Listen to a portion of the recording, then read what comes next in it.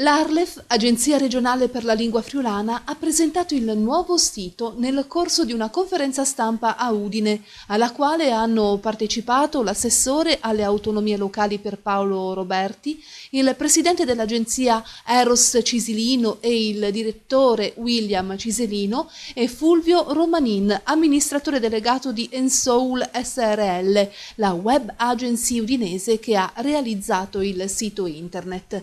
La principale innovazione è la semplicità di accesso da tutti gli smartphone e da ogni tipo di dispositivo. Viene semplificata l'esperienza dell'utente per dare rilievo ai contenuti. Tra gli escamotage un motore di ricerca interno e un menu più semplice senza sottocartelle e percorsi obbligati.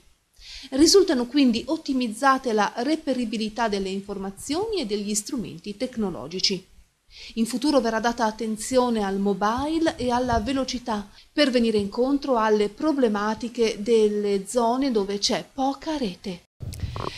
William Cisilino, nuovo sito dell'Arlef, quali sono le caratteristiche dunque?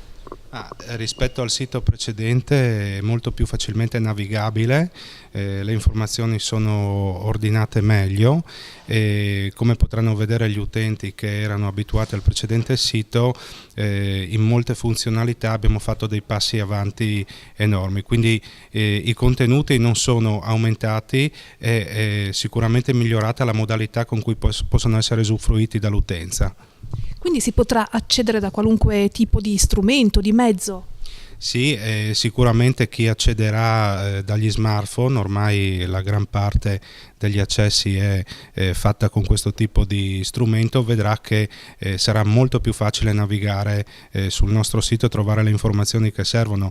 Faccio un breve riassunto: si trovano le principali informazioni sulla lingua friulana, quindi le origini, la storia, in quanti la parlano, insomma tutte le informazioni che uno può cercare lì le trova, e in più dopo si può trovare i progetti che fa l'Arlef e alcuni strumenti molto importanti come il grande dizionario in cui andare a cercare i termini in friulano e altre funzionalità come per esempio il correttore ortografico o anche WordPress in friulano. Secondo l'assessore alle autonomie locali Pierpaolo Roberti, realizzare un sito sembra facile, ma non è così, soprattutto perché le amministrazioni pubbliche e le agenzie come l'Arlef hanno tanti contenuti spesso inutilizzabili. La missione dell'Arlef è diventare uno strumento facilmente accessibile al cittadino, spiega Roberti. Nel 2016 c'è stato il sorpasso di accessi da dispositivi mobili rispetto al PC.